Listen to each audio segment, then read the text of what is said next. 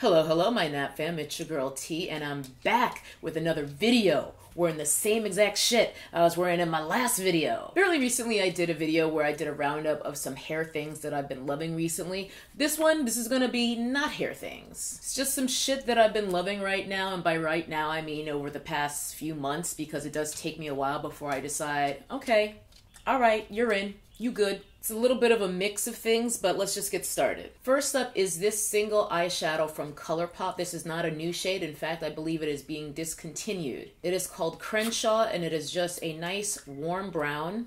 This is one of their Super Shock shadows, which feel like a cream shadow when you tap your finger into it, but they blend out like a powder. Pretty interesting formula, but I've had this one for a good while now, since before it was being discontinued, and I just kind of rediscovered it recently, and it's just the perfect, I don't want to be fussed with doing a whole look, I just kind of want a little bit of depth and dimension on my eyeball. So I really love this. I even picked up another one when I saw that it had gone down in price, because it's usually $5 for one of these shadows. It's currently $4. If it's still available, I will link it in the description box. And when I saw that, I figured that it was going bye-bye, and it's just such a go-to, no muss, no fuss, always looks great color. I didn't want to be without it. And this one's also starting to get kind of dried out because they have that weird, almost wet formula. They can start to dry out over time. So I just wanted to make sure that I had another one because I love the color that much. Moving into some more classic eyeshadows I've been loving. I've been loving these Dose of Colors palettes a lot. I started off and I just had this one, which I actually purchased last year. I can't remember if I put it in my end of year favorites or not, but if I didn't, it definitely came close because this is the Marvelous Mauves one. As you can see, I've not even bothered to peel the plastic off. I just can't be bothered. But these are the shades here, kind of pinky, purpley, mauvey tones, as the name would suggest. And I just love this palette. I love these kinds of colors with my complexion. And I actually really love pairing this with the Harpoon shade from the Dose of Colors Desi X Katie palette. That's a really beautiful purpley, grayish, sparkly tone. So I love that all over the lid. And then I would blend out my crease with one or both of these two. Mwah! Bomb. But these are all matte shades and they look great on their own. And then because I love those so much, I picked these two up. These are the Blushing Berries and Sassy Siennas palettes. Blushing Berries is this one. I think I've only used this one once, so I haven't used every single color, but I really liked it. The formula is consistent with what it is in the other palettes that I've been using more, so really happy with that. Just really like those tones. And Sassy Siennas was one that I was kind of on the fence about. I was a little reticent to get it because I'm not usually a warm tone gal. I like my cool tone neutrals, but things are changing for me. I really was attracted to some of these peachy, corally tones down here, and these look like good sort of workhorse transition or just deepening shades out here. So I thought that this would be a really nice palette, and I've been enjoying it way more than I've expected. So I've been reaching for this palette quite a bit, which honestly, I shouldn't even say because I don't wear makeup quite a bit. I pretty much only wear makeup on camera these days, but these palettes have been really nice. I've really been liking them a lot. The last makeup item that I've been loving is this, which is the Fenty Beauty Sponge. This was part of her initial launch when all the foundations and the primer and everything first came out.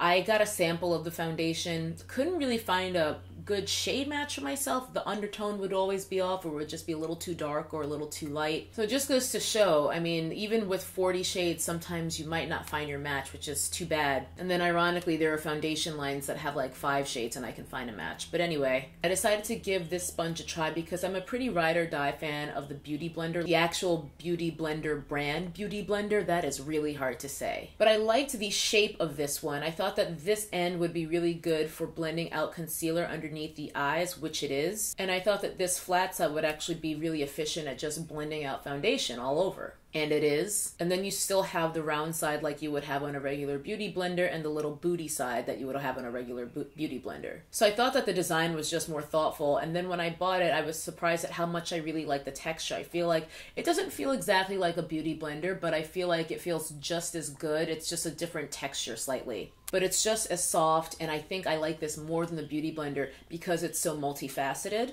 And it's cheaper. So I've been rocking with the Fenty Beauty Sponge for quite a while now. I actually picked it up during the November Sephora sale and liked it so much that I picked up another one. So once this one is dead, I will have another one ready to go. And yeah, it's just a good sponge. Let's move into skincare, and then after that I will wrap this favorites video up with just some random items. First up for skincare, we have the Proteini Polypeptide Cream from Drunk Elephant. Many of you already know that I already stand for Drunk Elephant, but the proof is in the pudding. I don't just stand for it because I like the packaging, although they are very thoughtful about their packaging, and the packaging is actually practical for the preservation and longevity of the products, not just looking cute. So I guess in a way I do kind of stand for the packaging as well. But my point is, I don't care about cute packaging. I care about functional packaging, and they've got that, and they've also got great formulas. This is meant to help strengthen and moisturize. I'll read you a little bit of what it says here.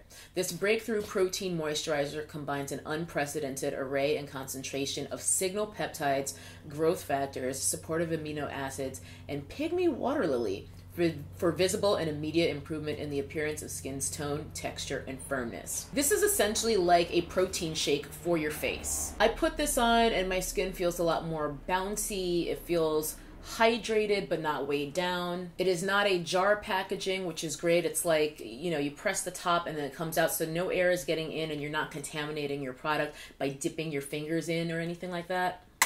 And oddly enough, the very first day I used this, 3 strangers complimented me on my skin. I wasn't wearing any makeup. I was wearing only my other normal skincare, and this was the only thing that was different.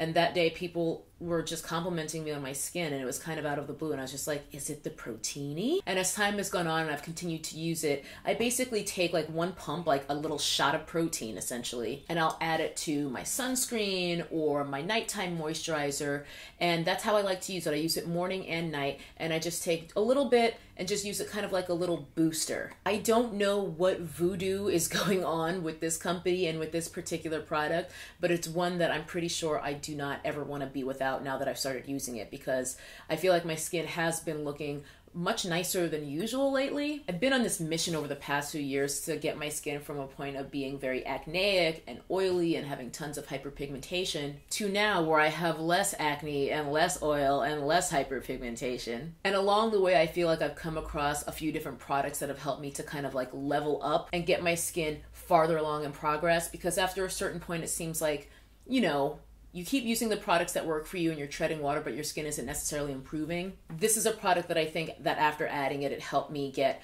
to the next step. And finally, I also have 2 skincare loves from Jordan Samuel Skin. I've been wanting to try Jordan Samuel's products for probably close to a year, mainly because of Carolyn Hirons and Stephanie Nicole raving about them. So I've been really keen to try the range, and he had a bundle recently where you were able to try out 3 products. These are the 2 I've tried the most, so I'm not going to speak to the third yet, which is his retinol oil. So far I like it, but I haven't used it enough to really talk about it. But these 2 I've been using a lot, and this is the After Show Treatment Cleanser.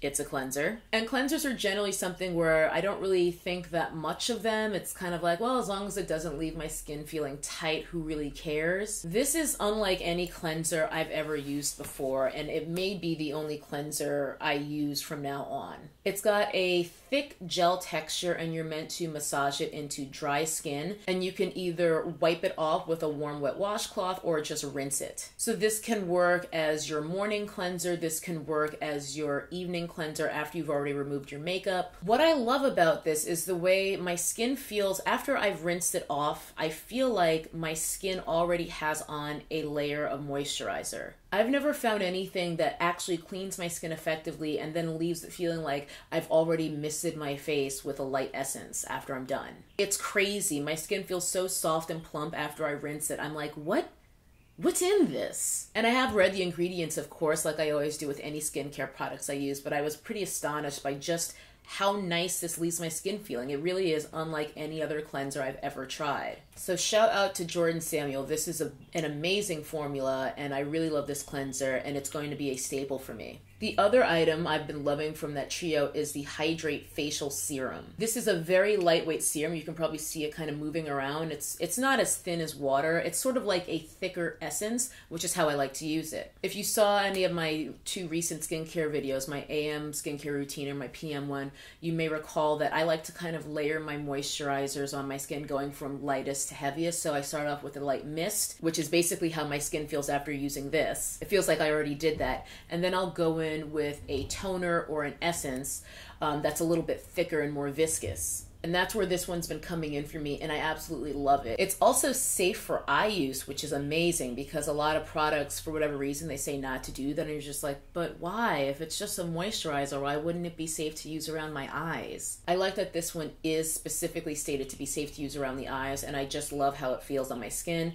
I feel like my skin has also looked smoother and slightly brighter since I started incorporating it. So this is another one that I've been using morning and night as one of my lighter layers of moisture before I get to something more creamy, like such as. My last 2 favorites are the randos, and the first is this book. It is called A Long Way Down, and it is by Nick Hornby. Nick Hornby is one of my favorite authors. I've read a lot of his books. This is by no means a new book. This book came out, I believe, in 2005 or something. It's quite old. But I had it lying around, and I realized that I had never actually read it because I have like a little Nick Hornby section on my bookshelf, and I was just like, wait, I don't think I ever actually read A Long Way Down, because I was looking for a book to bring with me to Japan. So I brought this one, and it was great. I really enjoyed reading it. Very easy read. This was great to read on planes, trains, automobiles, wherever. It was really easy to just knock out a good 50 pages over a beer, you know, if I was just relaxing after a day of sightseeing in a bar. And it was just a really fun,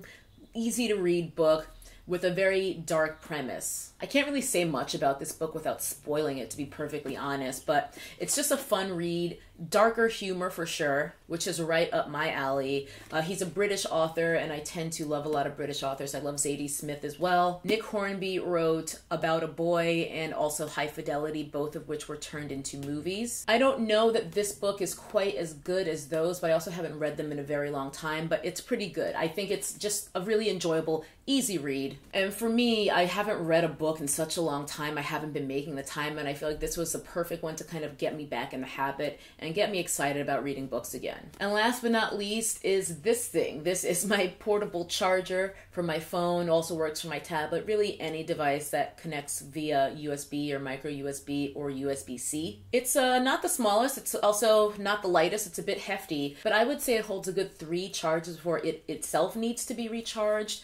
And this was so clutch for me when I was in Japan, because when you're out and about, you really do not want to be without your device if you're using it to help with navigation or what have you. When you're traveling internationally, your phone in many ways is your lifeline. It's kind of crazy to think that people used to travel all over the world with nothing but a paper map, if that, back in the day. But now, you know, as a millennial, which is unfortunate because I hate to be associated with my generation, but as a millennial, we do rely on our phones a lot, you know, just to be able to look at maps and GPS and things of that nature. So having this with me whenever I was out and about really saved my ass a few times when my phone's battery was on the low. I got it from Amazon. I recommend it highly. Again, it's a little bit heavier and bulkier, but it's a really solid charger. It was recommended to me by my friend, and he's an engineer, so I was just like, whatever you say is good is what I will get. And I've loved this. I've had this since before Japan, and it has gotten me out of so many jams that I will never go anywhere without it if I'm actually worried about being able to find my way or get back home. And that is a wrap. Those are the random items and beauty items and skincare items that I've been loving of late. I hope you guys found this video at least mildly helpful and or entertaining, and I will see y'all in the next one. Bye-bye. That's a nappy-headed hose there, I'm going to tell you that now.